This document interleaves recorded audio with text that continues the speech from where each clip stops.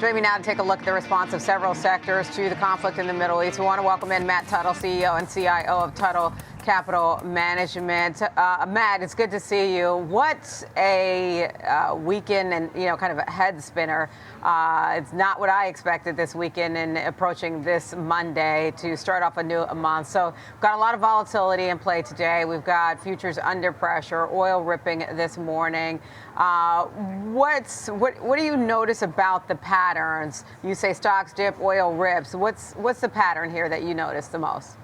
Yeah, it's the usual war playbook. War starts, stocks sell off, oil goes higher. And then the typical playbook to play that is you buy the dip in stocks and, you stay away from the rip in oil. Understand that the normal playbook is only the normal playbook until it isn't. Would not be surprised to see us close well off the lows. I mean, even green today.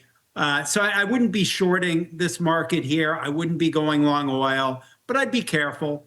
The market tends to mess up the most people it possibly can. But, we're off the lows this morning. And, from a market standpoint, I wouldn't panic.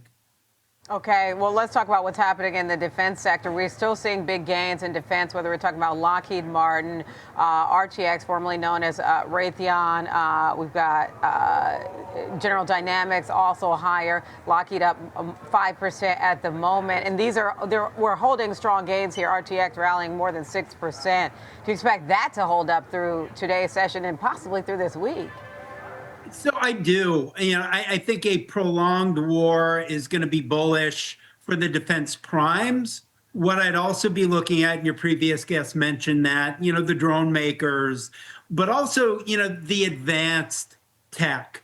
So, for example, we saw Israel firing lasers, knocking down missiles. I'd be looking at the photonics names as well. We just did the UFOD ETF a couple weeks ago to play on more of this advanced technology.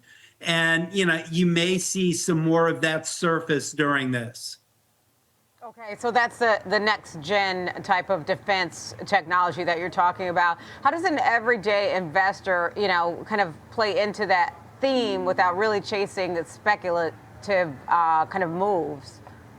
Yeah, well, I mean, at the expense of talking my own book, UFOD, we launched 2 weeks ago to exactly do that. So the defense primes, the drone makers, the photonics, the Palantirs of the world, the critical minerals, all the things you need to, kind of go into this next generation defense. You could also buy, the Lockheeds, the Raytheons. I mean, one of my favorite sayings, as long as war is profitable, we'll continue to have wars.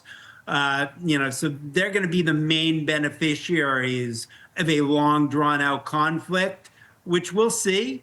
You're seeing reporting that, it's going to be weeks, not days, but, early days here. Yeah, listen, we are seeing obviously retaliatory responses, and then aerospace close, airlines under pressure this morning, Delta, American, United, you name it, they are under pressure today amid the worries about the impact and longer term impact. To your point about the traditional defense players, RTX had already been higher and outperforming so far this year. Definitely Lockheed Martin had already been outperforming so far this year. And I've heard calls from different analysts to expect momentum in defense before this happened. So do you expect that playbook to continue to operate throughout this year as it relates to the defense sector, Matt? I do. I don't see tensions going down. And I do think a lot of this was priced in.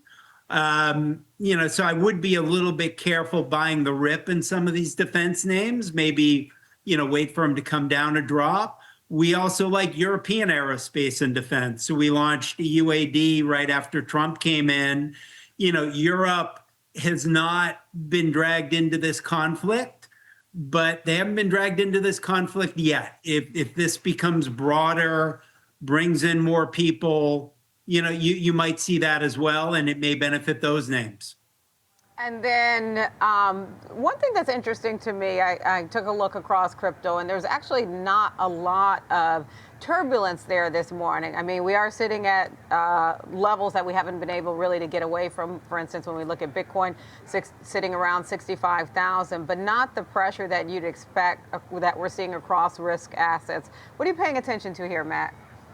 Yeah, so I am watching Bitcoin, Ethereum, all the cryptos with a lot of interest. If you're a skeptic, you'd say they've sold off so much that they can't go down anymore. If you are a bull, maybe you're saying, hey, people are looking at Bitcoin as digital gold right now. I do think that they've sold off a lot, and we would be buyers of the dip on crypto here. Okay. All right, Matt. Thank you so much. That's Matt Tuttle, CEO and CIO of Tuttle Capital Management.